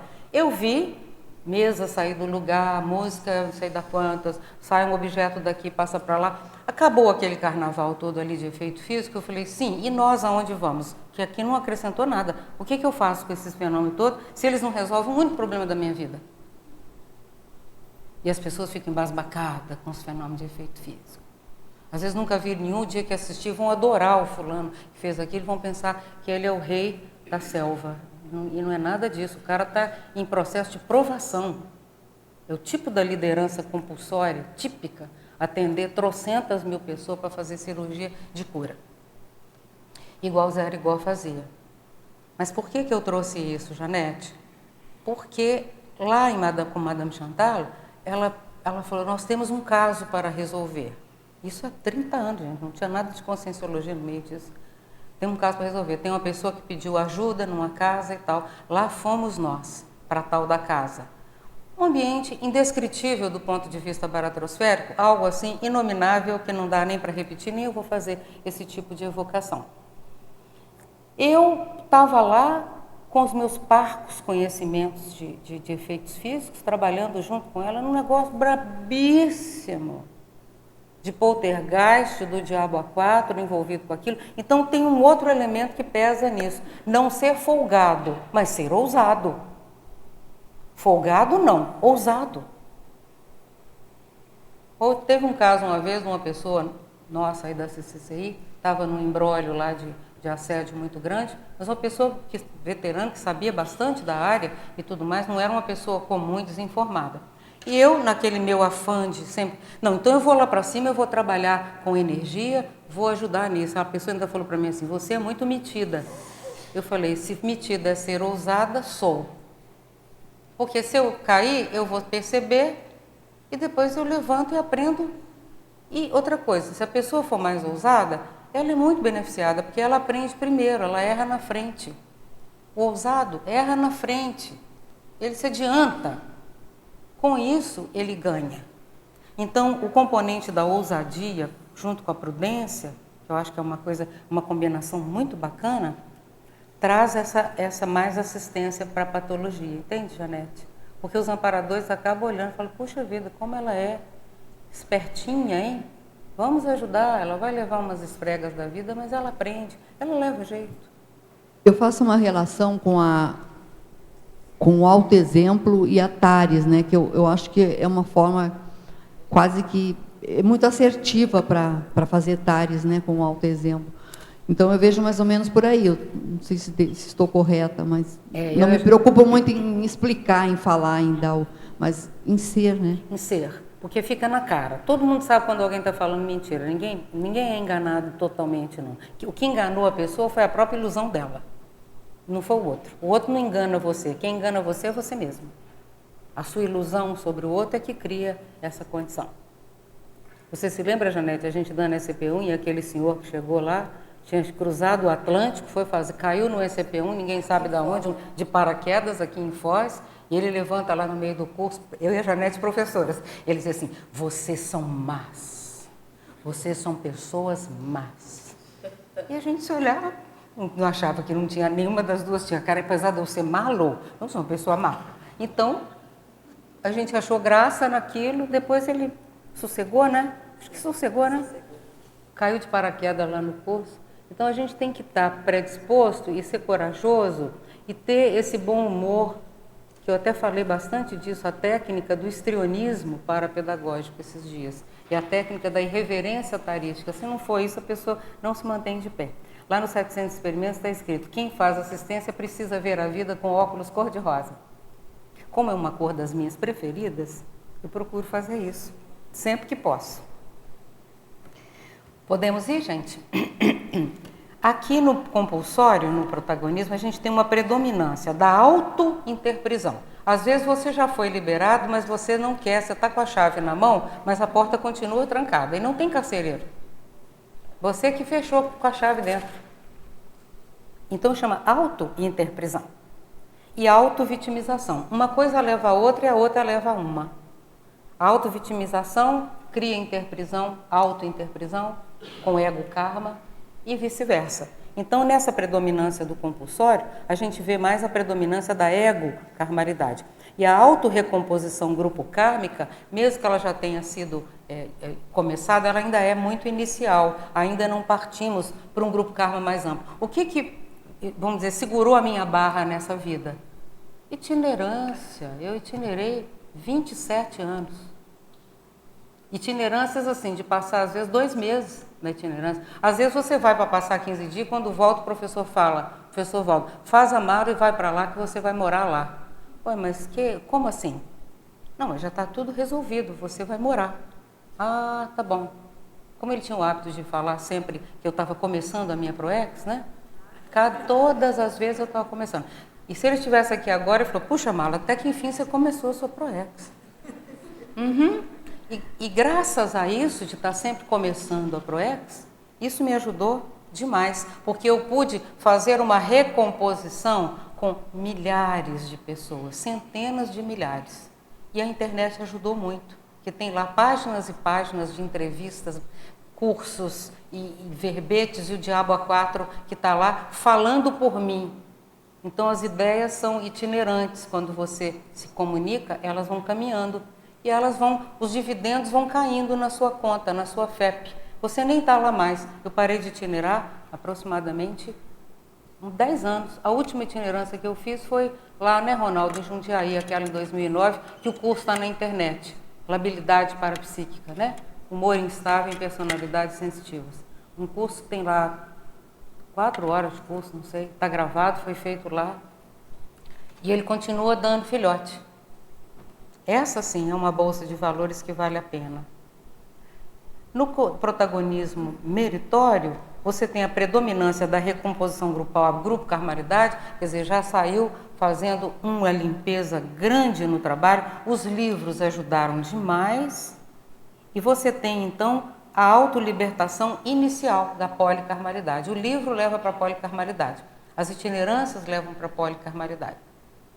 Então, toda essa cooperação sua não é mais apenas retribuição, você está fazendo contribuição. Quando a pessoa se presta... Isso é disponibilidade, tá, Janete? Todo mundo pensa que é moleza? Morar 5 anos dormindo embaixo da mesa? Durante 5 anos? Com um apartamento novinho, fechado, com tudo na caixa no Rio de Janeiro? Geladeira na caixa, máquina de lavar na caixa. A hora que chegou lá, não, é que a sua Proex vai começar, Malo. Vai ser lá em Buenos Aires. Beleza, vamos em frente. Você fala espanhol? Não. Você está em pânico? O que adianta? Se você me encontrar uma solução para isso, você me fala, porque eu vou ter que dar uma palestra pública, 4 estágios e 2 técnicas projetivas. Mas você fala espanhol? Não. Mas e como você vai fazer? Ué, fazendo. Disponibilidade. Disponibilidade. Ousadia para fazer as coisas, principalmente o que você não sabe e dá vexame. Eu passei 1 ano dando a técnicas projetivas para relaxar, eu crente que estava abafando, eu falava, agora vamos a relaxar os tornillos. Tornillos são parafusos. Eu queria dizer tobilhos, que é aqui o tornozelo. E ninguém ria, ninguém me falava. 1 ano depois eu li que era tobilhos, eu tinha falado tornillos durante 1 ano.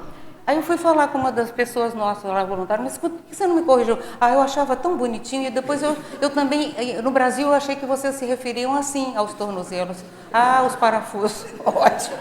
Mas de qualquer jeito não estava tão errado, porque era para relaxar os parafusos. Eles precisam muito. Relaxa, depois põe aquela bucha e troca o parafuso, porque tinha muita coisa para mudar no Holopensene de lá.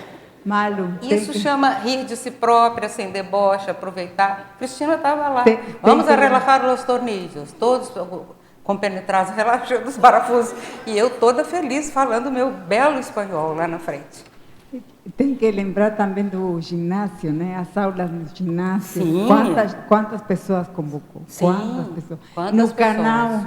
Na canal TV, de televisão, fazendo estado vibracional ao vivo para a plateia. Ao México que estava aí, né?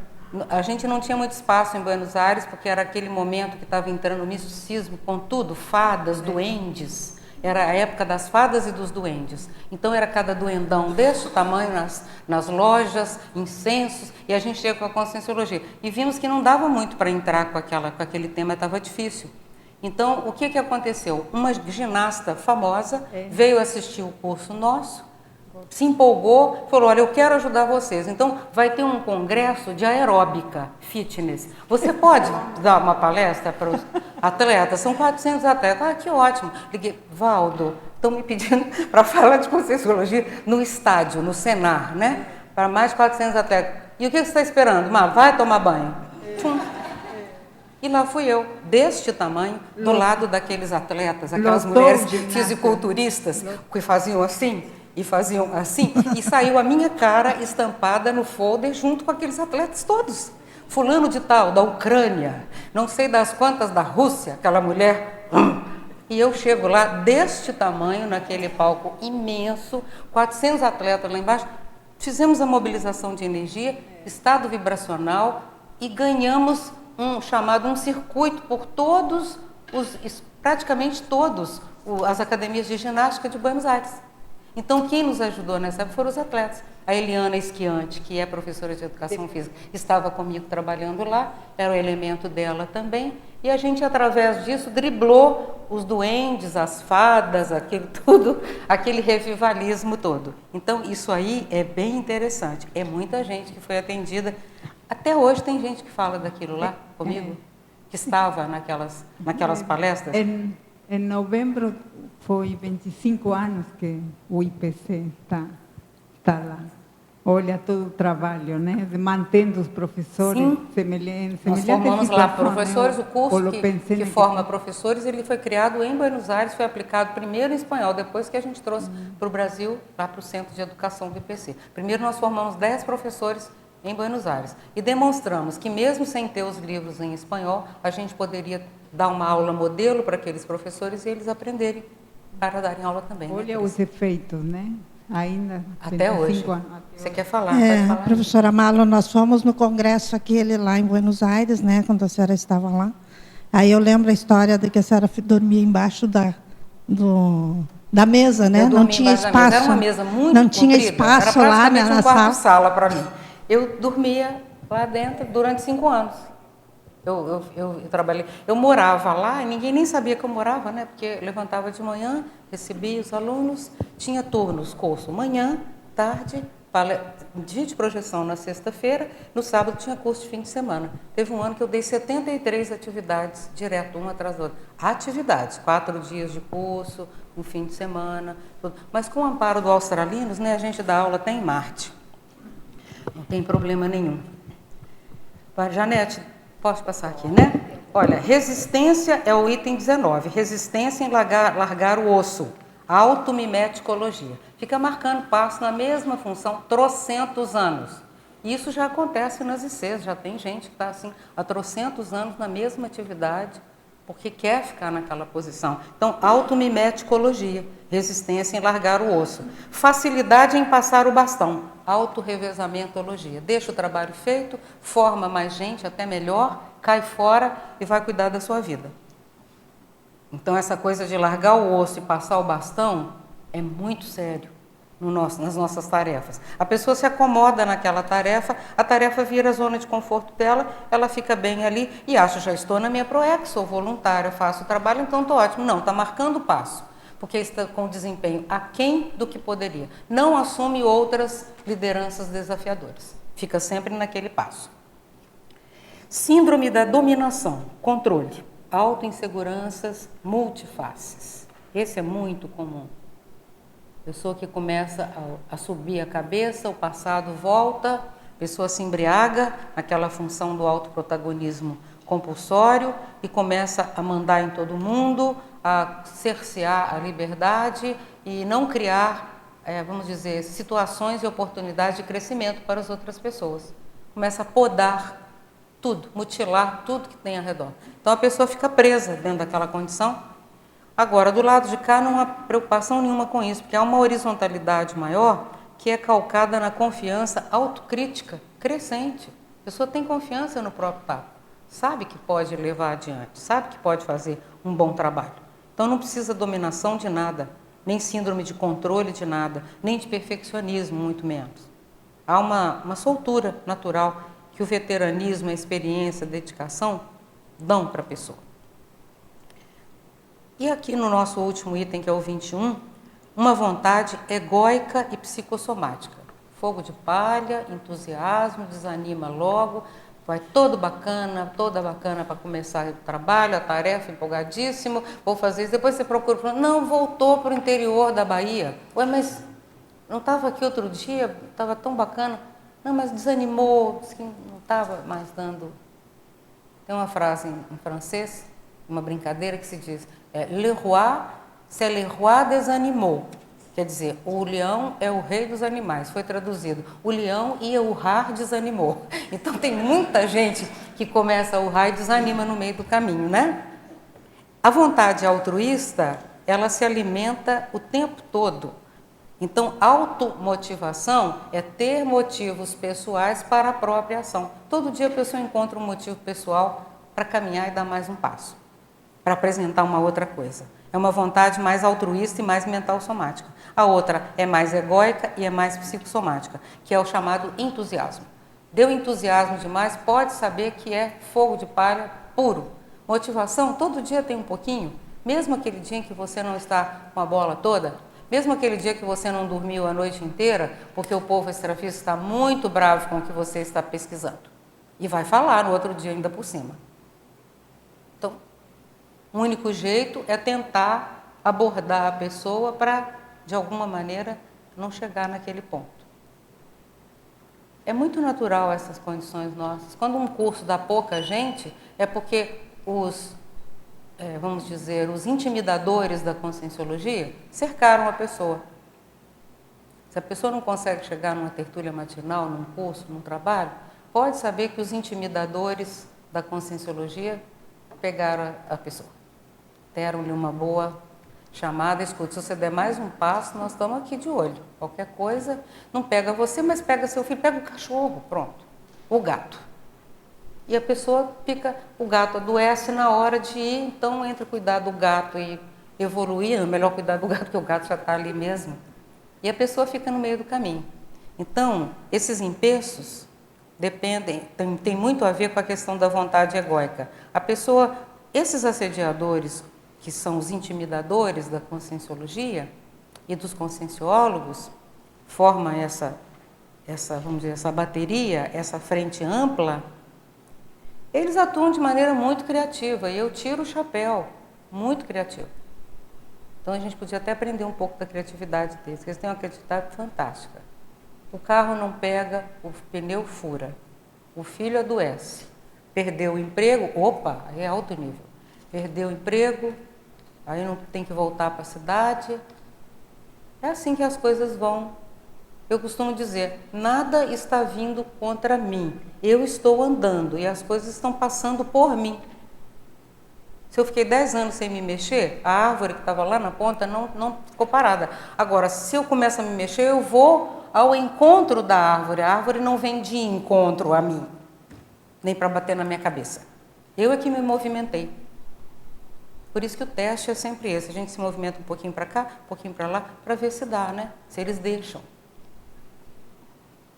Agora a bola é de vocês, eu já fiz a minha parte. Aqui da minha parte, do que eu tinha para trazer aqui, ó, repetindo, o cotejo traz 21 condições iniciais para as consciências intermissíveis epicentros, por isso que está na área da autoepicentrismologia. O estudo comparativo para avaliação qualitativa quanto ao percentual cosmoético da sua liderança evolutiva exercida hoje. Você está no autoprotagonismo compulsório, que é do determinismo, vai que dá, ou você está no autoprotagonismo mais meritório, que os amparadores trabalham com as tarefas e te apontam tarefas de prioridades, que você abre mão das outras para poder pegar aquela. Paulo quer falar e depois eu passo para você, tá? Não. Oi. Fala de mais pertinho, Paulo, aqui bem na frente mesmo. Uhum. Quando a gente pega a coluna A e a coluna B aqui para dar uma observada no nosso desempenho intrafísico, sim, às vezes a gente acaba não percebendo que todo esse movimento também ele é multidimensional, ou seja, como consciência, como consciex, eu vou estar na mesma condição, né? E o interessante é a gente tentar entender que a relação, quando a equipe extrafísica de trabalho ou o nosso grupo extrafísico mesmo, ele se encaixa nessa coluna B aqui. Sim. Então a gente tem que fazer força, Paulo, para que a nossa equipex do amparo pessoal e funcional, trabalhando assim, por música, quer dizer, fácil de conduzir, eles estão bem entrosados e a gente começa a ver que tudo aqui é multidimensional, da coluna B, porque você está caminhando para o teleguiamento, você está caminhando para a semiconsciencialidade, você está chegando num outro contexto. Então, é muito mais lá do que cá. Por isso que há essa desincumbência de certas tarefas que outros podem executar, e principalmente você capacita para que outros executem, para que você se coloque na posição que os amparadores estão esperando de você. Você começa a cortar muitas das atividades que fazia. Eu tinha maior satisfação em sair para uma itinerância, podia ser no fim do mundo. Eu acho que só eu dei curso de conscienciologia em Teresina, Feira de Santana, Araranguá, que Deus o tenha. Tem alguém de Santa Catarina aqui, do Araranguá? Você é de lá? Parabéns, querida. Parabéns. Brabo, brabeira. Efeito físico direto. Fora de série. Então eu vejo que a gente tendo essa motivação para encarar essas condições, e eu quando o professor Valdo me anunciou que eu tinha que parar de viajar, que ele me avisou, ele me deu um verbete chamado alerta consciencial. Falou, isso aqui está na sua mão. O tipo de magnitude de trabalho que você está fazendo, os amparadores não conseguem mais conter tudo. Se você se expõe no aeroporto, num barco a vela, eles não têm mais condição. A pé, no ônibus, no interior da Bahia, eles não têm mais gente disponível para te fazer a segurança. Então, para agora. Mas aquela pessoa que mora lá no fim do mundo, em Tabacoá, não sei das quantas, e ela é intensivista, quem é que vai lá para fazer isso? Fica quieta aqui, escreve, vai para as mídias e você, pronto, resolvido o seu problema. Mas durante alguns anos eu ainda tinha um motorzinho no pé que acelerava na hora que chegava. Gente, escreveu uma pessoa lá do fim do mundo, pedindo encarecidamente para você dar uma palestra lá, um curso lá. Falava, gente, mas se eu não for, como é que eu vou fazer, hein? Que responsabilidade. E olha como é diferente, os amparadores me disseram para não sair mais. O Valdo me deu o aviso, me entregou o verbete, falou, você se lembra daquele caso do meu apartamento lá no Rio? Claro que lembro. Ele estava em Brasília, o apartamento foi assaltado enquanto ele estava em Brasília, procurando por ele. Você não vê? Ele nunca mais voltou no apartamento. Nunca mais. Nem pisou lá dentro. Foi feita a mudança, ele não entrou lá mais. Por quê? Tinha sido dado o aviso. E eu tive um aviso. Eu tive um aviso de um voo em 2 de março de 2006, no qual 2 conscienciólogos também estavam presentes, que moram no exterior, e o avião estava para cair. Eu voei durante 40 anos, fora as projeções, eu voei assim, holossomaticamente falando. Para tudo quanto é canto do mundo, nunca tive nenhuma trepidação, uma turbulência maior. E tive ali, durante aqueles 20 minutos, a oportunidade de verificar uma série de situações. Então, o recado tinha sido dado, cheguei, ele não precisou nem olhar, olhou, pensou, e falou, Sheila, você para de itinerar. Você agora vai escrever, vai fazer outras coisas, vai se dedicar. Ah, ok. Então, você vê, tem que ter isso. Ok, vou ouvir. Fala você, por favor. Depois passo para você, Eu queria que você explicasse melhor o estresse positivo. O estresse positivo é quando a gente se comprometeu a apresentar um trabalho num congresso nosso aqui, num fórum, numa semana, e você fala assim, posso. 15 dias depois, você fala, tem que entregar até amanhã. Isso chama estresse positivo. Você senta e vai escrever. O que você pode fazer? O estresse positivo, a cada minuto você tem um imprevisto, você tem o extra-pauta, que não é desorganização sua. Extra-pauta. São situações transversais. Você traçou aqui, mas atravessa uma prioridade que você enxerga e os próprios amparadores te apontam. Atende isso. Sabe quando a gente está no aeroporto, que você vai para Cancún, está lá, voo de Cancún, vai sair tal hora, não sei o quê. Você vai ali no toalete, quando você volta, faz clac, clac, clac, clac, clac, clac, aquelas plaquinhas, e aparecem voo de Cancún cancelado, você está indo agora para Moscou. Ah, tá bem. É assim que os amparadores trabalham. Então, a gente precisa, nós da nossa parte, fazer a escala de prioridades. E ele, da parte deles, mudar a escala de prioridade. Assim é o acordo. Quando eles te liberam, você volta para aquela pauta que estava lá. Então, não fica brigando com aquela agenda, mas a minha agenda falava que eu tenho que ir para tal lugar, tal dia. Mas os amparadores falaram que é para lá. Não adianta. Então, quando a gente está muito na mão deles, nesse protagonismo meritório, a gente tem mais docilidade, a gente aceita as mudanças. Agora, é preciso desenvolver o parapsiquismo, porque essas confirmações, esses vetores, esses indicadores, são extrafísicos. Então, não é às vezes ninguém que vem falar com você. Você tem uma clareaudiência, você tem uma projeção, você desperta pela manhã com uma certeza íntima do que deve fazer, que aquilo foi uma mudança benéfica.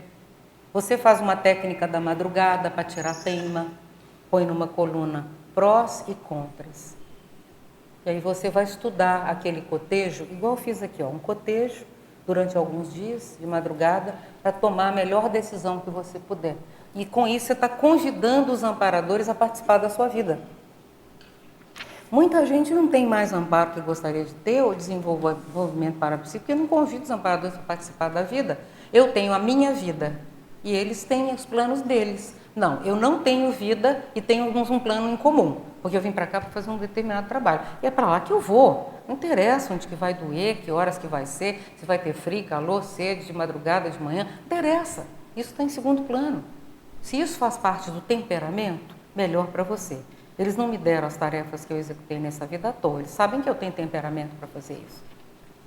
Entende? Agora, quem não tem que desenvolver, porque você vai ficar na mão do amparo. Vai para lá. Vai começar a sua proex, vai para lá. Agora que vai começar para valer. Uma pegadinha, vai para cá. Ah, beleza. E assim você vai seguindo, você entendeu? É uma coisa que parece, você tem segurança na impermanência. Você tem confiança na incerteza. É tão ponto cego para você como para qualquer outra pessoa. No entanto, você tem a certeza íntima que eles estão afiançando sua decisão. Você sente aquilo dentro de você. Mas é um ponto cego também. Você não sabe onde é que vai dar aquilo. Para onde que vai correr aquilo? Você não sabe. Mas você confia. Entende? Ficou claro? Quem mais, gente? Pois não. Pega aí. Tem ela daí na frente. Posso passar para ela primeiro? Só um minutinho. Fala. Só para dar um depoimento que tu fala, assim, e fica entrando no que está passando na minha vida nesse momento. Ano passado eu resolvi que eu ia vir para Foz, né? E não fiz muito movimento meu prático, mas os movimentos aconteceram, sabe? E assim, tu falando, eu comecei a reconstruir. Aí eu chego aqui em janeiro e vejo que tem aquele dia que tu não está, mas será que eu fiz a coisa certa, né? E aí, quando eu tenho essa dúvida, eu consigo emprego. Aí, no outro dia, começa de novo daquilo, né? Não, mas tu está aqui, tem certeza, né? Ir para casa, quem sabe... Aí tu pega e vê a tertúlia desapego. Daí te dá na cara, né? Os recados, eles vêm de todo lado. Sim. Você recebe todo dia, toda hora. Ontem eu abri um livro, ao acaso, assim, que justamente era essa condição. O nome do texto era A Palavra Livre. Aí eu fui ler, é sobre a responsabilidade do dizer, do falar, do expor. O que isso acarreta? Entende? Muito séria. Então, eu dou muito valor para as parassincronicidades. Tem um verbete chamado concausa. Eu também gosto muito dele. Ele faz essa confluência de vetores. Agora, você vê, você pode tirar uma coisa disso bem bacana. Algum mérito você tem. Porque senão você não pensava uma coisa para desistir e aparecia uma boa para te segurar. Quando a pessoa está mal assistida, aparece uma ruim na cabeça dela, ela vai atrás daquele canto que não é de sereia, é mais para morcego. Entende? Ela vai no canto do morcego. Então tem coisa para fazer, né? Tem coisa para fazer, tem mérito para fazer, tem capacidade. Proex é feito em cima de potenciais. Não é feito em cima de um jogo cego aleatório de coisas que você não sabe nem entende. São coisas que você é capaz de fazer, mas é óbvio, elas estão um pontinho além daquilo que você estava acostumada. Então, a Proex está sempre no limite, sempre no limite. E você toda hora bate a cabeça ali e sabe que está... Eles então retiram as salvaguardas para você ter experiência sozinho. Quando você adquire experiência, eles retornam com as salvaguardas no outro patamar, tiram novamente. E é isso que faz as pessoas às vezes pensarem que elas regrediram. Não, foi tirado o andador. Você pode caminhar sozinho. Não precisa voltar correndo para a casa da mamãe, do papai. Entende? Bem claro. Malu, bem rapidinho, só porque tem relação com o que ela falou. E Sim. quando não aparece nada, por exemplo, não estou dizendo que é o meu caso, mas as pessoas dizem, nossa, eu não tenho sinal nenhum, nada aparece, é a pessoa que não está conseguindo Não, ela tem ver. que parar para refletir. Se ela deixou muita coisa para trás, vai aparecer. Sem resolver, a pressão vai ser maior. Por isso que é bom quando a pessoa decide mudar de cidade, de trabalho, de emprego, como é o caso de vir para cá, para Correnópolis, a pessoa vê se ela está deixando tudo calçadinho. Do contrário, ela estava vai ser pega de calças curtas. Ela vai ser levada de volta. Porque o anzol está lá e prendeu.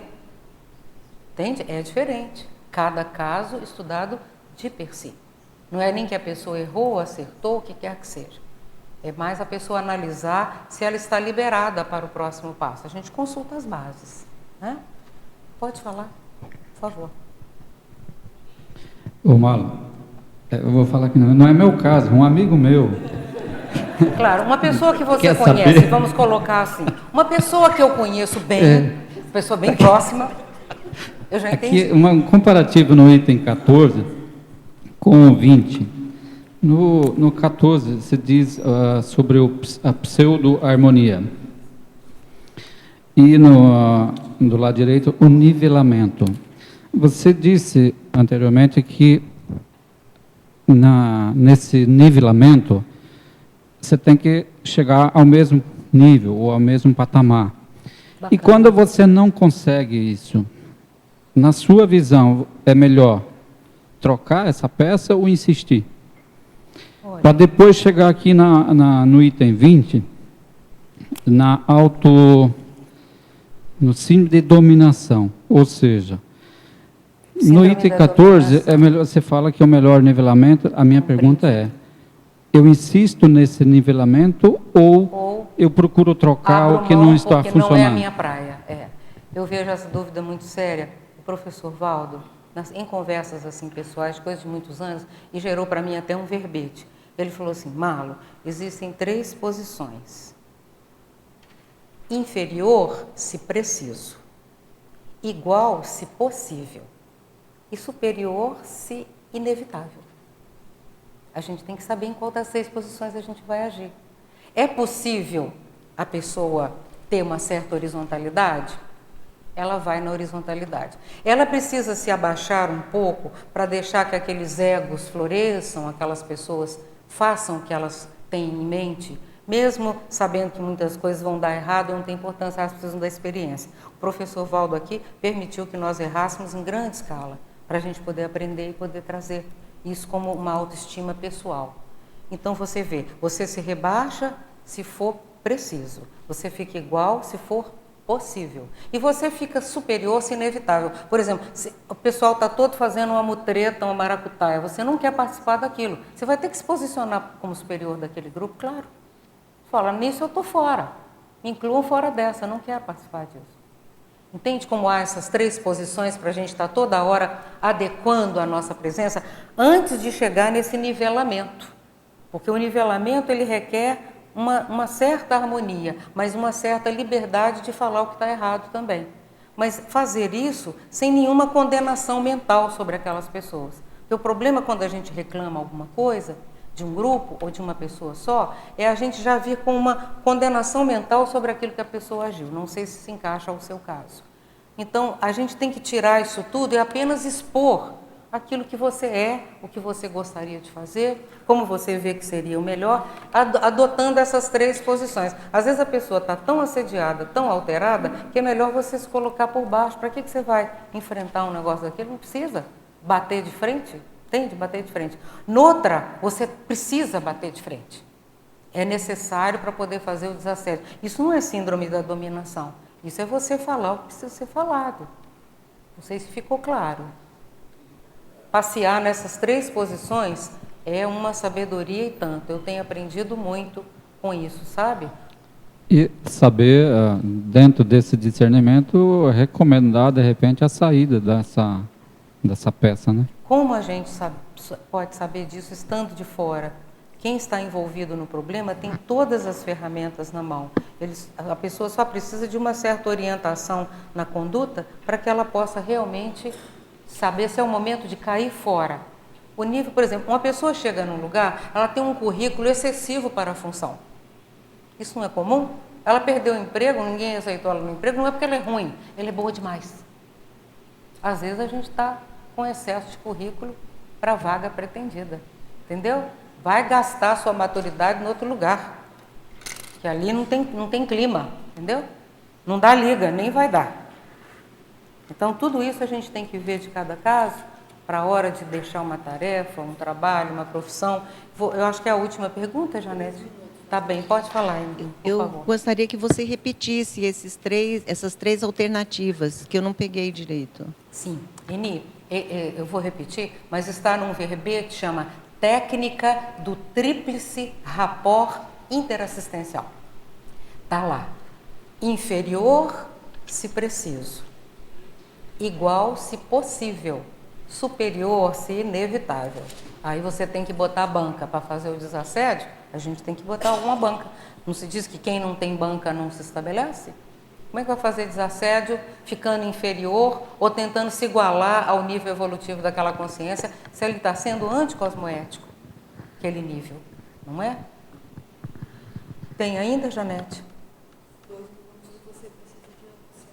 Eu quero também fazer a chamada para vocês que domingo que vem, na próxima tertúlia, que vai ser o dia 4 de fevereiro, já, é a autopesquisa interparadigmologia. Então, é a autopesquisa dentro da interparadigmologia. É do professor Alexandre Zaslavsky. Ele que foi o propositor da tertúlia, manteve a tertúlia aqui um tempo, e hoje quem está mais à frente é o professor Eduardo Gomes, a professora Janete Moscoff também. Ok, Janete? Então, os meus agradecimentos à presença de todos vocês, espero poder ter contribuído um pouquinho para a melhoria dos protagonismos em geral. Obrigada a todos.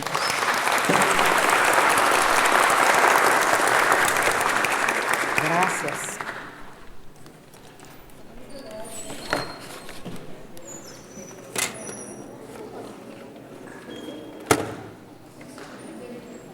Vou desarmar aqui o circo.